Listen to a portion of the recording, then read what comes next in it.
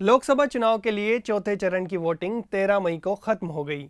10 राज्यों की 96 सीटों पर करीब 68% वोटिंग हुई है और इसी के साथ अब तक देश की कुल 543 लोकसभा सीटों में से 379 पर मतदान पूरा हो चुका है और चौथे चरण की वोटिंग के साथ आंध्र प्रदेश, तेलंगाना और मध्य प्रदेश में भी चुनावी प्रक्रिया खत्म हो गई है। चलिए आपको बताते हैं कि इन 96 सीटों पर वोटिंग परसेंट क्या रहा और ये आंकड़े क्या बता रहे हैं। लेकिन उससे पहले एक अपील, अगर आप क्विंट की पत्रकारिता को पसंद करते हैं और आरोप प्रत्यारोप से परे ठोस विश्लेषण पर आधारित खबरें देखना और पढ़ना चाहते हैं तो क्विंट हिंदी के मेंबर बनिए। तो सबसे पहले ये जान लीजिए कि किन राज्यों की कितनी सीटों पर मतदान हुआ है।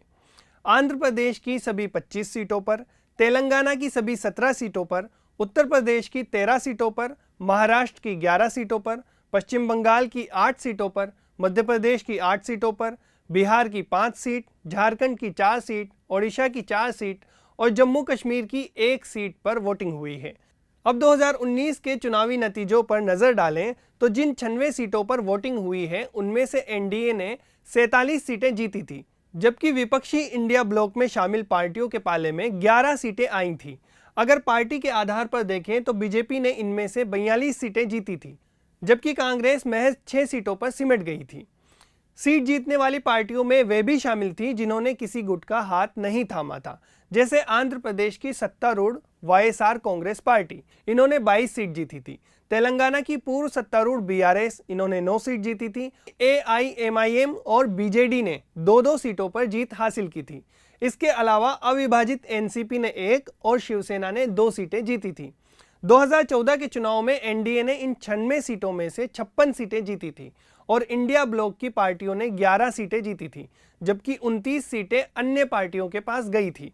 अब बात करते हैं चौथे चरण में वोट परसेंट के आंकड़ों की। हम देखेंगे कि इन सीटों पर 2019 में कितने वोट पड़े थे और अभी कितने पड़े हैं।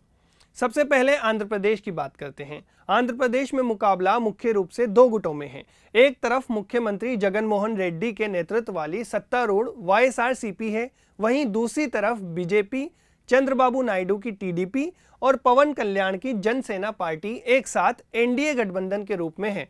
2014 में राज्य के विभाजन के बाद से यहां बैकफुट पर दिख रही कांग्रेस भी मैदान में है। 2019 के चुनाव में यहां की 25 सीटों में से वाईएसआरसीपी ने 22 सीट पर जीत हासिल की थी। एनडीए गठबंधन को बाकी बची 3 सीटों पर जीत मिली थी। कांग्रेस के हाथ बिल्कुल खाली रहे थे। 2014 में आंध्र के अंदर की कहानी अलग थी। वाईएसआरसीपी को 8 जबकि एनडीए गठबंधन को 17 सीटों पर जीत हासिल हुई थी। कांग्रेस इस बार भी एक भी सीट नहीं जीत पाई थी। 2019 के चुनाव में आंध्र प्रदेश की इन 25 सीटों पर वोटिंग परसेंट 80.3% रहा था और इस बार यह आंकड़ा करीब 78% रहा है। अब तेलंगाना की बात करते हैं। आंध्र प्रदेश की तरह तेलंगाना में भी एक ही चरण में सभी सीटों पर वोट डाले गए हैं।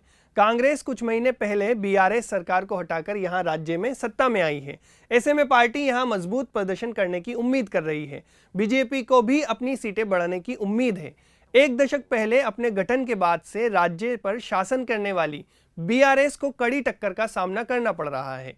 2019 के चुनाव में यहां की 17 सीटों में से बीआरएस ने 9, कांग्रेस ने 3, बीजेपी ने 4 और एआईएमआईएम ने 1 सीट पर जीत दर्ज की थी। 2014 में बीआरएस ने 17 सीटों में से 11 सीट अपने पाले में की थी। 2019 के चुनाव में तेलंगाना की इन 17 सीटों पर वोटिंग परसेंट 63% रहा था और इस बार यह आंकड़ा करीब 65% रहा है। अब उत्तर प्रदेश चलिए। चौथे चरण में यूपी के अंदर शाहजहांपुर, लखीमपुर खीरी, धौरहरा, सीतापुर, हरदोई, मिश्रीख, उन्नाव, फर्रुखाबाद, इटावा, कन्नौज, कानपुर, अकबरपुर और बहराइच में वोट डाले गए हैं। खास बात यह है कि 2019 के लोकसभा चुनाव में इन सभी सीटों पर बीजेपी ने जीत हासिल की थी। यहां बीजेपी नतीजों को दोहराने की कोशिश में है, वहीं समाजवादी पार्टी को यहां कमबैक की उम्मीद है। 2019 के चुनाव में यूपी की इन 13 सीटों पर वोटिंग परसेंट 59% रहा था और इस बार यह आंकड़ा करीब 58% रहा है। यूपी में इस चरण में कन्नौज हॉट सीट बनी हुई है, जहां से समाजवादी पार्टी प्रमुख अखिलेश यादव मैदान में है। 2019 में अखिलेश यादव की पत्नी डिंपल यादव को यहां बीजेपी के सुब्रत पाठक के हाथों करारी हार का सामना करना पड़ा था। इस बार सुब्रत पाठक के सामने खुद अखिलेश यादव चुनाव लड़ रहे हैं। इसके अलावा लखीमपुर खीरी सीट पर बीजेपी के केंद्रीय गृह राज्य मंत्री अजय मिश्रा टेनी का सीधा मुकाबला एसपी के उत्कर्ष वर्मा से है। अजय मिश्रा के बेटे पर ही 2021 में किसान प्रदर्शन के दौरान किसानों को कुचलकर मारने का आरोप है। अब बिहार में चलते हैं। बिहार में 5 सीटों पर वोट डाले गए हैं। दरभंगा, उजियारपुर, समस्तीपुर, बेगूसराय और मुंगेर। 2019 में इन सभी सीटों पर एनडीए गठबंधन को जीत हासिल हुई थी, जिसमें से 3 बीजेपी को, 1 एलजेपी को और 1 जेडीयू को मिली थी। इस बार तेजस्वी यादव की आरजेडी के लिए यहां बहुत कुछ दांव पर लगा है। 2019 के चुनाव में बिहार की इन 5 सीटों पर वोटिंग परसेंट 59% रहा था और इस बार यह आंकड़ा करीब 57% रहा है। अब आते हैं पश्चिम बंगाल पर। यहां चौथे चरण में 8 सीटों पर वोट डाले गए हैं। 2019 में ममता बनर्जी की टीएमसी ने इनमें से 4 सीटें जीती थी। बीजेपी ने 3 सीट और कांग्रेस ने 1 सीट जीती थी। हालांकि आसनसोल में बाद में उपचुनाव हुए, जिसमें टीएमसी उम्मीदवार शत्रुघ्न सिन्हा को जीत हासिल हुई थी। 2019 के चुनाव में पश्चिम बंगाल की इन 8 सीटों पर वोटिंग परसेंट 82% रहा था और इस बार यह आंकड़ा 78% रहा है। और अंत में महाराष्ट्र का भी बता देते हैं। चौथे चरण में महाराष्ट्र की 11 लोकसभा सीटों पर मतदान हुआ है। इनमें शामिल हैं नंदुरबार, जलगांव, रावेर, जालना, औरंगाबाद जिसे अब संभाजी नगर भी कहते हैं, मावल, पुणे, शिरूर, अहमदनगर, शिरडी और बीड़। 2019 के चुनाव में महाराष्ट्र की इन 11 सीटों पर वोटिंग परसेंट 61% रहा था और इस बार यह आंकड़ा करीब 60% रहा है। बाकी खबरों के लिए देखते रहिए क्विंट और क्विंट हिंदी।